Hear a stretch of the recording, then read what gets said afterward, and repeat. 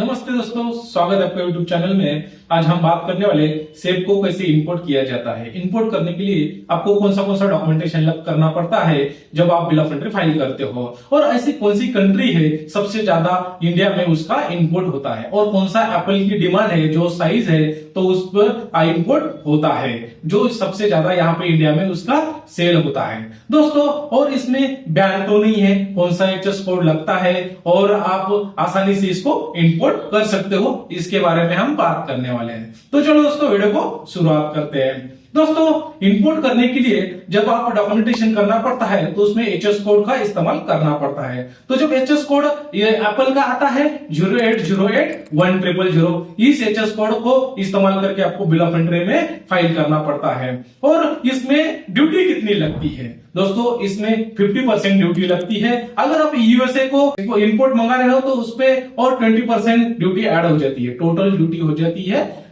70%। फिलहाल गवर्नमेंट ने इसपे 20% यूएसए से जो ड्यूटी लगती थी वो निकाल दिया है, आप उसमें सिर्फ 50% ही ड्यूटी लगती है। लेकिन दोस्तों आप अगर फ्री ट्रेड एग्रीमेंट में सर्टिफाइड वर्जन का इस्तेमाल करते हो, उसका बेनिफिट लेते हो तो उसमें कुछ छूट मिलती है। तो लेकिन दोस्तों अब तक तो उसपे कुछ छूट नहीं मिलती है, उसमें फिलहाल अभी 50% आपको ड्यूटी पेड करनी पड़ती है जब आप इंपोर्ट करते हो। दोस्तों जब इंडिया का सेब का सीजन खत्म होता है तब फॉरेन कंट्री में जो सेब रहता है उनकी बहुत सारी डिमांड होती है। तो ऐसी कौन सी कंट्री की सबसे ज्यादा डिमांड होती है, वो है यूएसए में से आता है कि वाशिंगटन, इटली, टर्की, पोलैंड, चिले, साउथ अफ्रीका और न्यूजीलैंड, इन कंट्री की सबसे ज्यादा डिमांड इंडिया में होती है कि इनका सबसे ज्यादा सेब इंडिया में चलता है। दोस्तों सबसे ज्यादा इंपोर्ट होने वाली और उसमें से वैरायटी में आता है रेड डेलिशस जो नाम का सेब है, उनका बहुत सारा इंपोर्ट इंडिया में होता है। उसके साथ में आता है रॉयल गाला,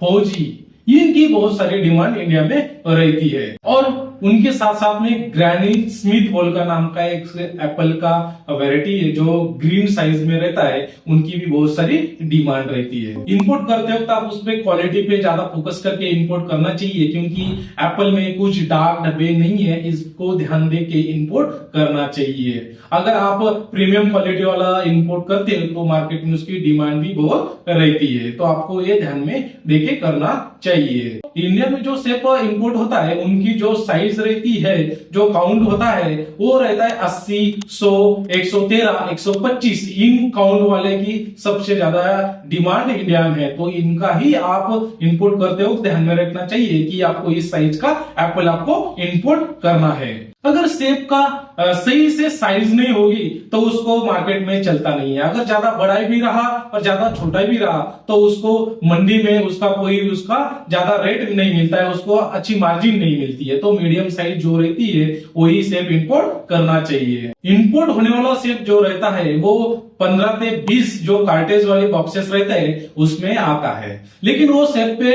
हर सेब पे स्टिकर लगा हुआ रहता है और वो उसमें वेंटिलेशन आना चाहिए, इसलिए उसमें कुछ होल भी रहना चाहिए क्योंकि सेब खराब ना हो पाए। तो इंपोर्ट सेब की ये क्वालिटी उसमें रहती है।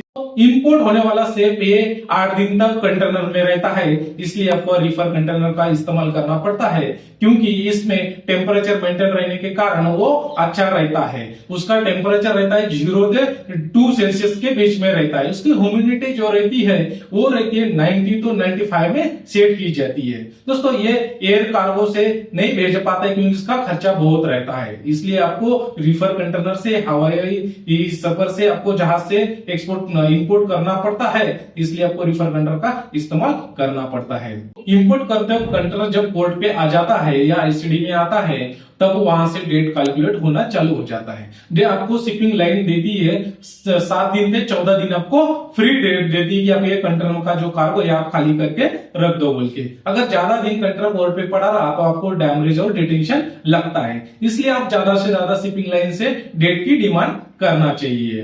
दोस्तों इंपोर्ट करने के लिए आपको कुछ डॉक्यूमेंटेशन तैयार करना पड़ता है, उसमें से सबसे पहला आता है वो IC code, importer exporter code लगता है, जो इसके बिना आपका इंपोर्ट होता नहीं है। जीएसटी लगता है, एडी कोड लगता है और पैन कार्ड भी लगता है। उसके साथ में आपको सबसे इंपॉर्टेंट डॉक्यूमेंट लगता है वो है फाइटोसैनिटरी सर्टिफिकेट लगता है।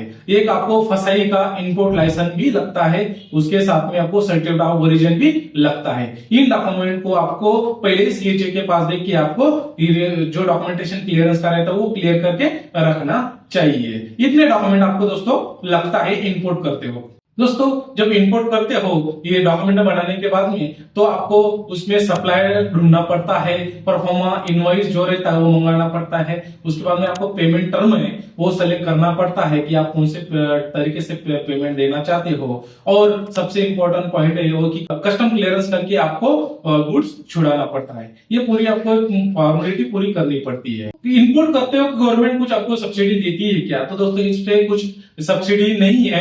एपेडा में रजिस्ट्रेशन होने के कारण आपको इंटरनेशनल जो गुड फेयर्स होते हैं तो उसमें हिस्सा लेने का मौका देती है। आपके मन में सवाल होगा कि प्रॉफिट मार्जिन कितनी मिलती होगी सेब पे इंपोर्ट करते हो तब? इसमें आपको कम से कम 10% से 20% इसमें प्रॉफिट मार्जिन मिल सकती है। इंपोर्ट ड्यूटी लगाकर आप 150 रुपए किलो से सेब इंपोर्ट किया है तो वो आप यहाँ पे मार्केट में बिक रहा है 180 तो 190 रुपए में, तो आपको 30 से 40 रुपीज का मार्जिन मिल रहा है। तो कंटेनर रहता है 20 टन और 24 टन का कंटेनर रहता है उसमें टोटल, तो आप उसमें हिसाब लगा सकते हो कि आपको कितना प्रॉफिट हो सकता है। पर मिनिमम उसमें 10% से 20% उसमें प्रॉफिट होता है।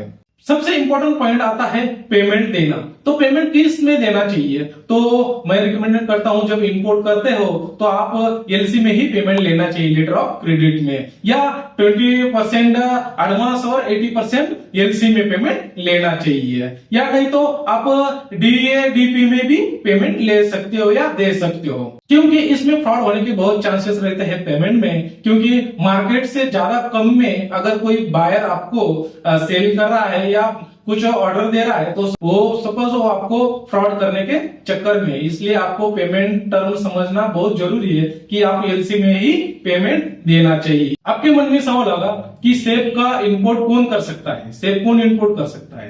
तो दोस्तों सेब को इंपोर्ट हर आदमी कर सकता है। अगर आप एजेंट है, कमीशन बेसिस पे काम करते हो तो आप वही भी कर सकते हो। अगर आप ट्रेडर है तो ट्रेडर भी आप इसमें सेब का इंपोर्ट कर सकते हो। लेकिन आपके मन में एक सवाल होगा कि ये आसान है क्या? दोस्तों ये आसान नहीं है। लेकिन ये प्रॉफिट वाला है क्या? तो ये प्रॉफिट वाला है। लेकिन जिसके पास 20 से 30 लाख का बैकअप है वो आदमी यहाँ इंपोर्ट सेब का कर सकता है, क्योंकि ये जोखिम भरा है, क्योंकि ये खराब होने वाला प्रोडक्ट है। इसमें 8-20 दिन कंटेनर यहाँ पे आने में लगता है। अगर इसमें कंटेनर खराब हो गया तो आपका बहुत सारा नुकसान होता है। तो इसलिए आपको 20 से 30 लाख का आपको कम से कम बैकअप चाहिए। ग्राउंड रियलिटी ये है कि आपको पोर्ट और मंडी का सही नॉलेज चाहिए, क्योंकि आपको पोर्ट पे डॉक्यूमेंटेशन से लेकर क्लियरेंस तक पूरा नॉलेज चाहिए। और मार्केट में सबसे ज्यादा डिमांड किसकी है, कौन सी सेब की है, ये मंडी का नॉलेज भी आपको चाहिए। इंपोर्ट तो कर लिया, सेब आ गया। अब सेब आने के बाद में उसको बेचेंगे तो कैसे बेचेंगे?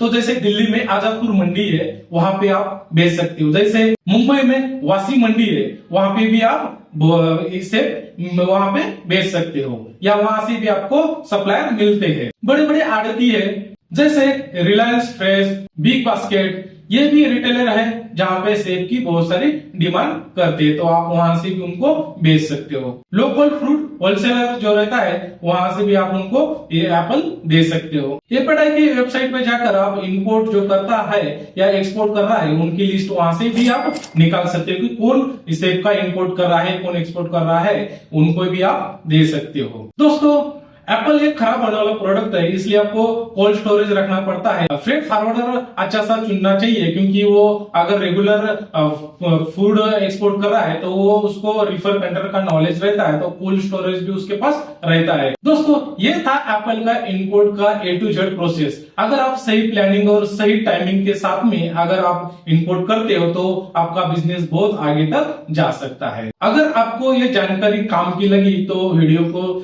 लाइक करें और चैनल को सब्सक्राइब करना ना भूलें। मिलते हैं दोस्तों अगले वीडियो में, तब तक के लिए जय हिंद।